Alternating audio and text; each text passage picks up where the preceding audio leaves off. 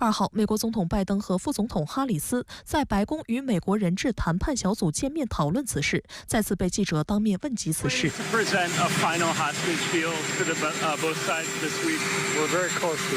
Mr. President, do you think it's time for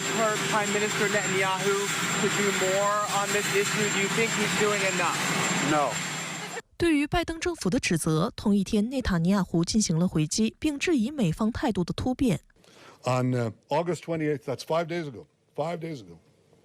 Deputy CIA Director said that Israel shows seriousness in the negotiations. Now Hamas must show the same seriousness.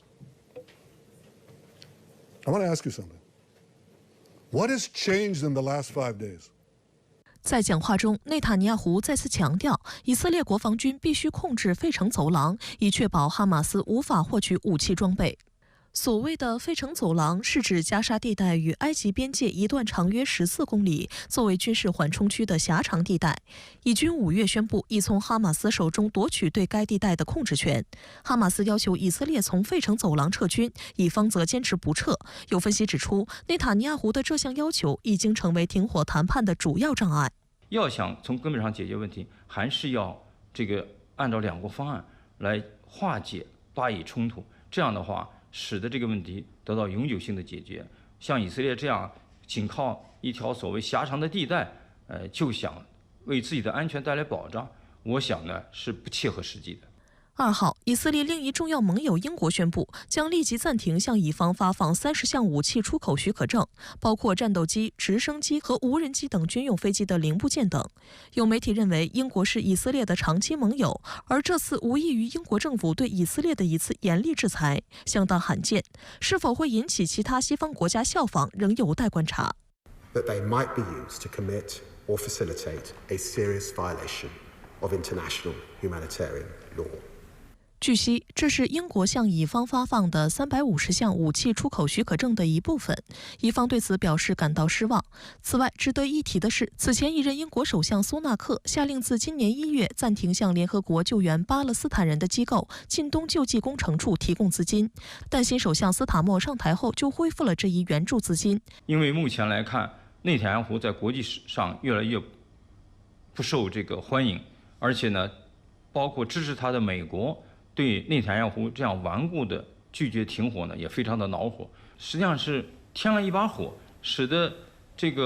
以色列面临的国际上的压力会越来越大。海关总署2号发布公告，宣布即日起恢复台湾地区文旦柚输入大陆。国台办发言人陈斌华同日表示，只要坚持九二共识，反对台独，两岸就是一家人，一家人的事情就好商量，好解决。海关总署在公告中表示，因从台湾地区输入大陆柑橘类水果中检出检疫性有害生物等不合格情况，总署自2022年8月3号起暂停台湾地区柑橘类水果，包括文旦柚输入大陆。经综合评估台湾果农整改措施，现决定自2024年9月2号起恢复台湾地区文旦柚输入。输大陆文旦柚需来自获得注册登记的包装厂和果园，首批共有花莲16家果园，19个包装厂通过注册，获准销往大陆。国台办发言人陈斌华说，一段时间以来，中国国民党中央政策会执行长傅昆萁等人士及台湾花莲县等方面多次向大陆表达恢复文旦柚输入大陆的强烈愿望，并组织业者进行整改，改善产品品质，确保输往大陆文旦柚安全。近期，花莲县方面提供了部分业者整改资料，在综合评估相关整改措施符合大陆相关检验检疫规定的基础上，海关总署作出了上述决定。陈斌华表示，我们愿秉持两岸一家亲理念，与岛内相关方面商谈台湾农产品输入大陆的事项，为台湾同胞特别是基层民众谋利造福。深圳卫视注意到，文旦柚获准重新输入大陆，受到台湾果农的广泛欢迎。台湾文旦柚主要有3大知名产区，包括台南县麻豆、云林县斗六、花莲县鹤岗。其中，花莲县的种植面积最大，而南部麻豆地区的栽培历史最为悠久。很高兴说，大陆能够来收我们的文旦，很乐见其成。但对我们农民当然是销路价格相当的会提升起来。台湾中时新闻网称，这对于文旦柚产地之一的云林县是一个好消息。当地果农表示，大陆市场相当大，可以帮助减少文旦柚滞销的风险。虽然今年的文旦柚已陆续采收完毕并且出货，但非常期待明年可以在大陆市场冲一波。中国国民党籍云林县长张立善3号受访时还表示，乐见两岸农产品互相交流，尤其中秋将至，文旦可以输出到大陆是很好的消息。县府会跟农民联系，只要农民有意愿且符合相关检疫标准及程序，会协助之后输往大陆。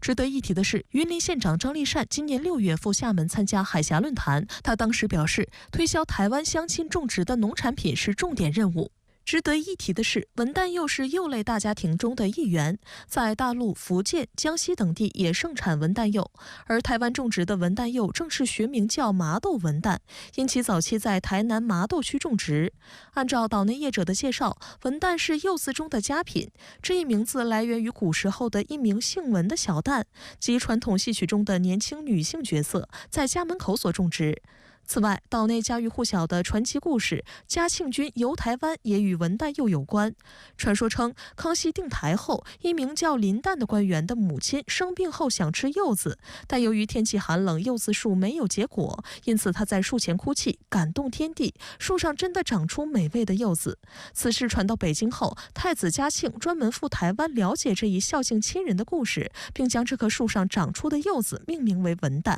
此外，柚子的柚与保佑的佑同音，圆圆的柚子象征团圆，因此柚子也被认为是中秋佳节必吃的应节佳果。恰逢中秋节临近，阖家团圆吃柚子，以及亲朋好友互相赠送柚子，也是两岸的民俗。台湾文旦柚重回大陆市场，有助台湾农民增加销量和收入。有观察就指，中秋佳节将迎来一波柚子消费热潮，大陆此时恢复文旦柚输入，释放了满满的善意。过去几年，输入大陆的台湾农产品多次被检出有害生物等质量问题，包括菠萝、番荔枝、莲雾、石斑鱼、冰鲜白带鱼、冻竹荚鱼等。出于食品安全考虑，随即暂停进口。分析认为，由于大陆是台湾渔农产品的最大外销市场，尤其是台湾外销的文旦柚超过60%都销往大陆，所以岛内渔农界曾多次呼吁民进党当局应尽快与大陆方面商谈解决相关事宜。但民进党当局死抱台独党纲，拒不承认9·2共识，导致两岸联系沟通机制中断，岛内农民叫苦连天。为了解决两岸经贸往来出现的问题，今年以来，国民党等多个台湾政党以及台湾渔农协会等民间团体到大陆访问和交流，向大陆有关方面反映台湾农渔民的心声和诉求。大陆方面在综合评估相关整改措施，确保符合大陆相关检验检疫规定后，先后恢复输入台湾地区番荔枝、冰鲜白带鱼、冻竹荚鱼、石斑鱼等台湾渔农产品。就在两岸的经济交流中呢，这个大陆的这农产品市场呢，对台湾的农民渔民来讲是非常巨大的，吸引力非常巨大，而且呢，对他们的经济上的重要性呢也是特别的重大。那么现在呢，中秋节马上就要来临了，在这样一个非常重要。在这个时刻呢，就是说呢，大陆方面呢宣布呢，单方面的对台湾的这一部分的农产品呢开禁的，对台湾农民来讲呢，应当说呢是一个比较大的鼓舞，也是呢对民进党当局呢也产生了比较巨大的压力。两岸关系最近还有一则好消息，大陆宣布将恢复福建居民赴金门旅游后，福建海事局9月2号公告称，9月1号起，厦金小三通客运航线由原来的每日16班次增班至每日20班次，增班第一天出入境旅客3100人次。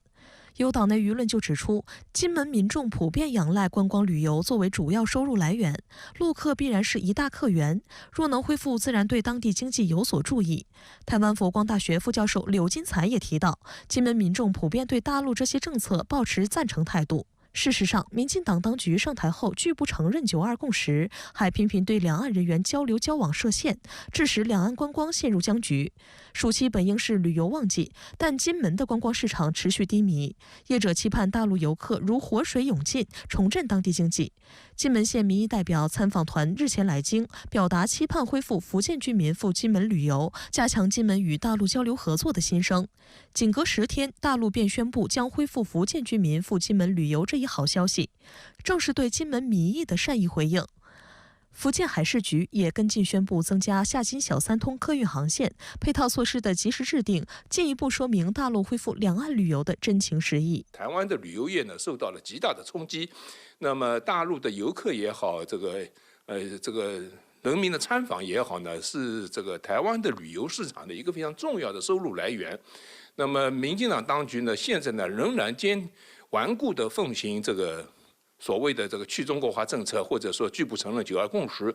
在台独的道路上越走越远，所以他们对大陆的人民、大陆和台湾两岸人民的这种正常的往来呢，这种打压的措施呢，一日不放松呢，我觉得呢，这个形势呢就不可能有一个正常的恢复。